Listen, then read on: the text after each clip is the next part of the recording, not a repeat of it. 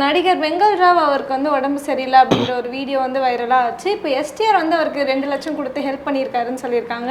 திரைத்துறையில இருந்து வேற யாரெல்லாம் ஹெல்ப் பண்ணியிருக்காங்க தெரியாமல் இருந்திருக்கும். வேற என்னெல்லாம்? முதல்ல ஹெல்ப் பண்ணவருக்கு நம்ம ஒரு வாழ்த்துக்களை சொல்லணும். ஏன்னா வெங்கல் ராவுக்கும் சிம்புவுக்கும் பெரிய சம்பந்தம் இருப்பதா எனக்கு தெரியல. அப்போ அவர் வந்து வடிவேலு காமெடியை பார்த்து, வடிவேலு கூட்டத்தில் இருக்கிற வெங்கல் ராவ் காமெடியை பார்த்து அவர் விழுந்து விழுந்து சிரிச்சிருக்கணும். இல்லைன்னா அடாடா நம்ம துறையிலேருந்து ஒருத்தர் யாருமே உதவ முடியாத ஒரு சூழ்நிலையில் போயிருக்காரு அப்படின்னு மனம் இறங்கிறோம். பொதுவாகவே சிம்புவை பற்றி நான் நிறையா கேள்விப்பட்டிருக்கேன். அவர் வந்து இப்படி கொடுப்பதை பெருசாக விளம்பரம் படுத்திக்க மாட்டார். நிறைய பேருக்கு அது மாதிரி பண்ணியிருக்காரு அவர். ஸோ அப்படி தான் இதையும் பண்ணியிருக்காரு. இது எப்படியோ விளம்பரமாக வெளியில் வந்துருச்சு.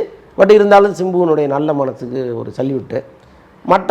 மற்ற சில பேர் வந்து இங்கே இருக்கிற தனுஷ் மாதிரி சிலர் வெங்கல் ராவ் நம்பரெல்லாம் வாங்கியிருக்காங்க.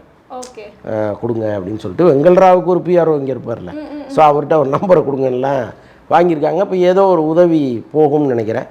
ஆனால் யாரிடமிருந்து போகணுமோ அது இது வரைக்கும் ஒன்றுமே காணும்.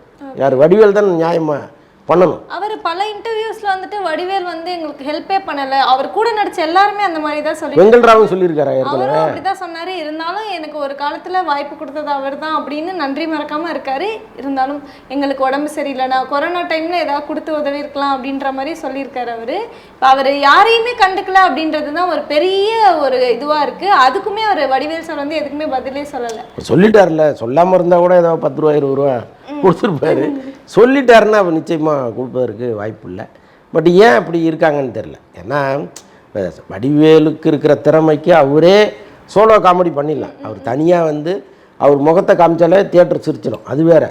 ஆனால் இந்த வடிவேலுடைய குழுன்னு ஒன்று இருக்குல்ல, அது வந்து ஒரு அல்டிமேட்டான குழு. இன்னொரு முறை நீங்கள் நினச்சி அப்படி ஒரு கூட்டத்தை உருவாக்கணும்னா சாத்தியமே கிடையாது. அல்வாவாசு, சிங்கமுத்து, இந்த மாதிரி அவர் கூட நடித்தவங்க அவ்வளவு ஒரு அல்டிமேட்டான கேங்கு. இந்த வெங்கல் ராவெல்லாம் சேர்த்து, அப்புறம் இன்னொருத்தர் இருப்பார் ஒரு ப்ரொடக்ஷன் மேனேஜர். ஸோ எல்லாமே ரொம்ப பிரமாதமான காம்போ அது. ஸோ அவ்வளோதில் ஒருத்தருக்கு வந்து ஒரு பிரச்சனை அப்படிங்கும்பொழுது வடிவேலு கோடியாக குவிச்சு வச்சுருக்கிறாருங்க காசு. அவர்கிட்ட ஏதோ வந்து நடிக்கிறத நிறுத்திட்டார், பணம் கிடையாது, அவர் எப்படி கொடுப்பாரு அப்படிங்கிற இடத்துலலாம் வடிவேலு இல்லை. அவ்வளோ பெரிய பணக்காரனா இன்றைக்கி அவர் இருக்கார், அவ்வளோ சம்பாரிச்சிருக்காரு அவர். ஸோ அதுலேருந்து சும்மா அப்படி கையை விட்டு ஒரு 2 பேப்பரை உருவி கொடுத்தா போதும். ஆனால் அந்த மனசு கூட அவருக்கு இல்லை. அதுதான் எல்லாருக்கும் பண்ணனாலும் பரவாயில்ல, நம்ம கூட ஒர்க் பண்ணவங்களுக்கு அது பண்ணணும். அதுதான் மனசு. என்ன செய்யறது?